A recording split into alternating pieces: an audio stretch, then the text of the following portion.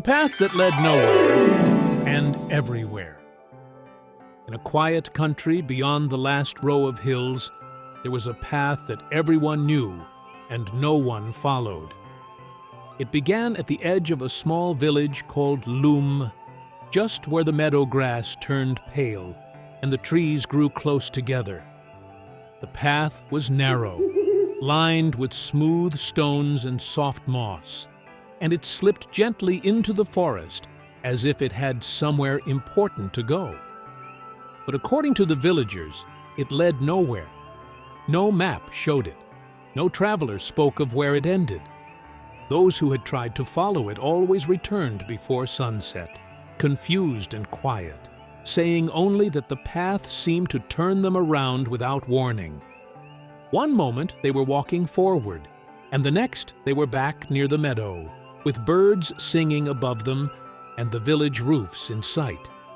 So people stopped trying. They called it the Nowhere Path. Children were warned not to wander there. Farmers crossed themselves when they passed it at dawn. Even the old shepherd dogs, who feared very little, would pause at the first stone and refuse to step beyond it. But Mira had always loved the path. From her bedroom window, she could see its beginning between the trees. In spring, tiny blue flowers grew along its edges. In summer, golden dust seemed to float above it when the sun was low. In autumn, the fallen leaves rested on it without ever covering it completely. And in winter, when snow buried every road, the Nowhere Path remained visible, a thin silver line through the woods. Mira did not think it looked dangerous. It looked patient. She was a quiet girl, not because she had nothing to say, but because she liked to listen first. She listened to rain tapping on shutters, to the wind moving through wheat fields, to the distant sound of bells on sheep in the hills.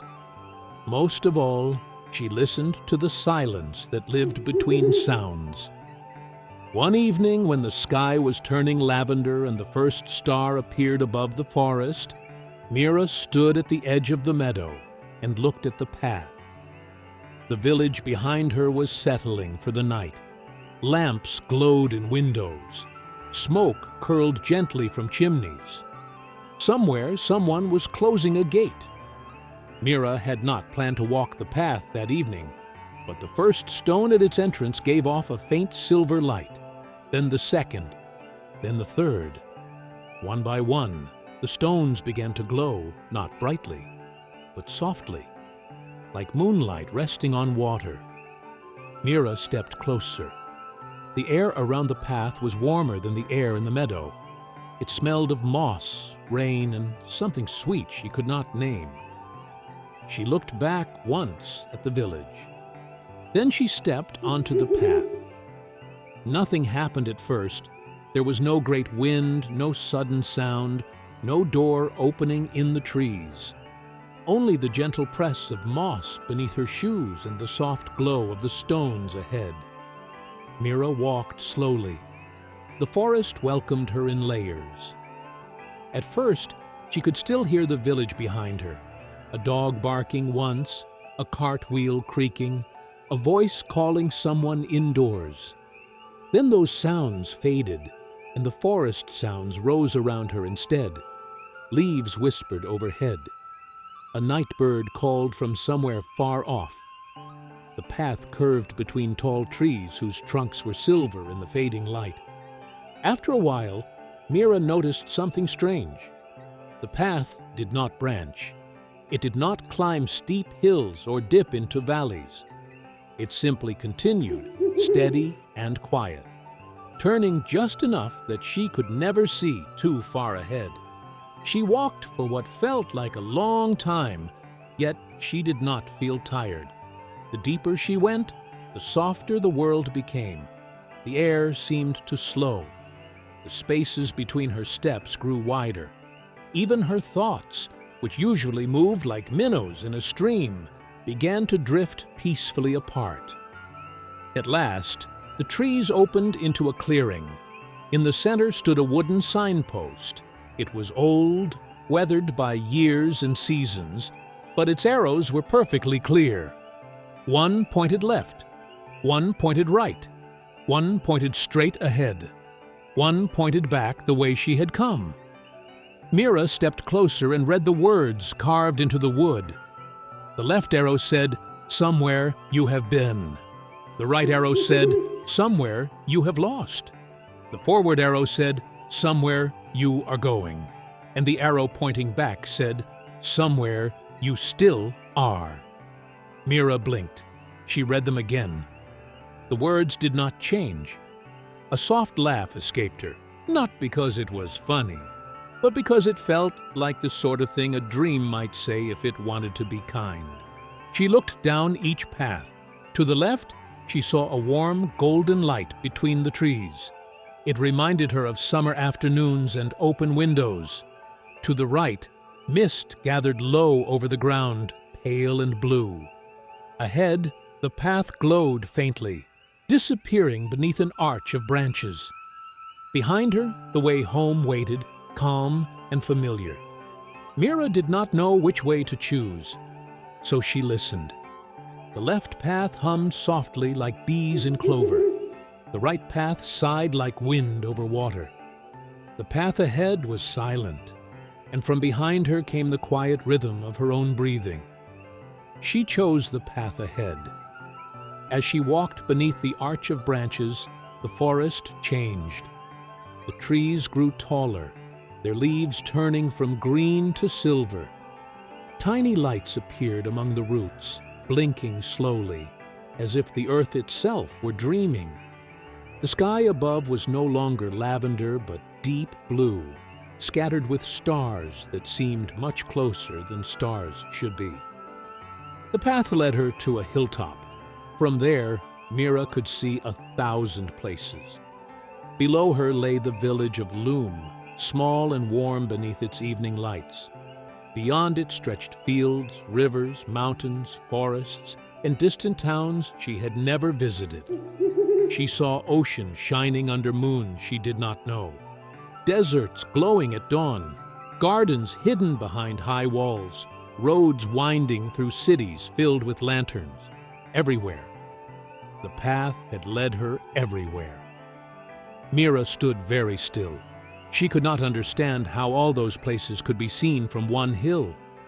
Yet there they were, quiet and clear, each one resting beneath its own sky. Then, beside her, a voice said, "Most people turn back before this part." Mira did not jump. The voice was too gentle for that. She turned and saw an old woman sitting on a flat stone near the edge of the hill. The woman wore a cloak the color of dusk, and her hair was white as milkweed. In her hands, she held a small lantern, though there was no flame inside it. "Who are you?" Mira asked. "A keeper of crossings," the woman said. "Sometimes a guide, sometimes only company." "Is this the end of the path?" The old woman smiled. "Paths do not truly end. They only become something else." Mira looked out again at the endless view. "Everyone says this path leads nowhere." "It does?" said the woman. Mira turned back to her. The old woman lifted the empty lantern. "And everywhere." Mira waited, and because she was good at waiting, the woman continued. "People come here looking for a destination, a village, a treasure, a door, an answer. When they do not find one quickly, they believe the path has failed them. But this path does not take people where they expect to go."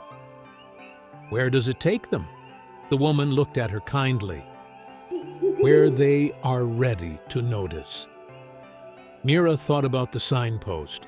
Somewhere she had been, somewhere she had lost, somewhere she was going, somewhere she still was.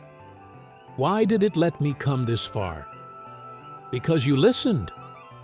The answer was simple, but it settled inside her like a seed. For a while they sat together without speaking. The stars above seemed to breathe. Far below, the tiny lights of the village glimmered in the valley. Mira felt no urge to hurry home, but she also felt no desire to stay forever. The path had not pulled her away from her life. It had only opened it wider. At last, the old woman handed her the lantern. It was lighter than it looked. "But it has no flame," Mira said. "Not yet." "What lights it?" "The same thing that lights most things," said the woman.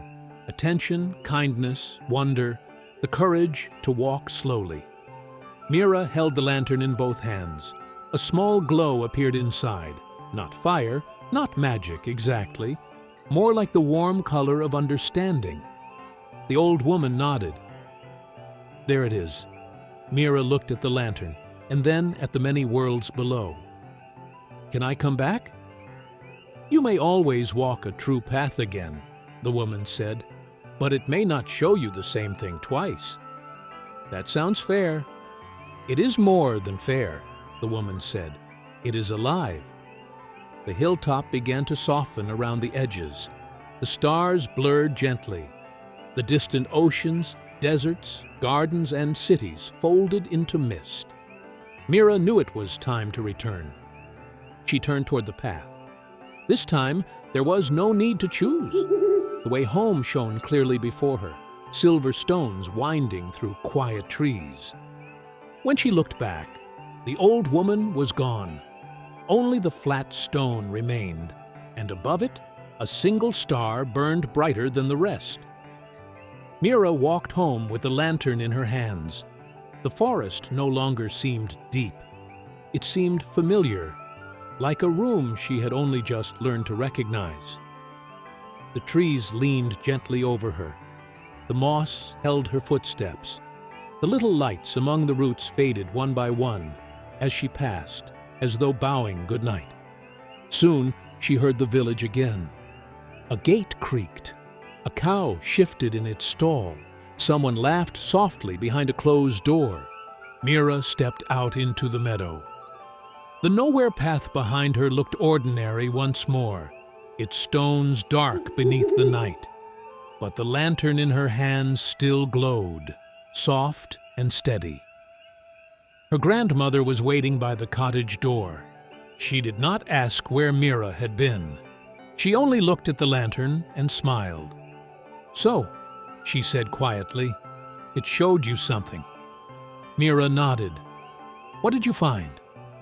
Mira looked back at the forest. She thought of the signpost, the hilltop, the old woman, the 1,000 places shining beneath impossible skies. She thought of how the path had led nowhere because it was not interested in proving itself, and everywhere because the world was larger than anyone remembered when they stayed too long in one place. "I found," Mira said slowly, "that nowhere is sometimes just a place we have not learned how to see." Her grandmother's smile deepened. "That is a good thing to find." That night, Mira placed the lantern on her windowsill. Its glow was small, but it filled the room with warmth. She lay beneath her blankets and watched the light tremble gently against the ceiling. Outside, the village slept. Beyond the meadow, the path waited in darkness. In the morning, some would say it still led nowhere. Others would warn their children away from it. Travelers would pass by without noticing its first stone. But Mira knew better now.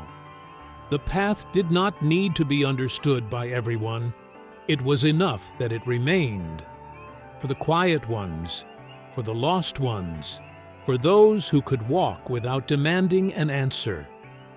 And when the evening came again, and the first star opened its eye above the trees, the stones of the nowhere path would glow softly once more, not to lead anyone away, but to remind them that every gentle step taken with wonder can lead nowhere at all, and everywhere.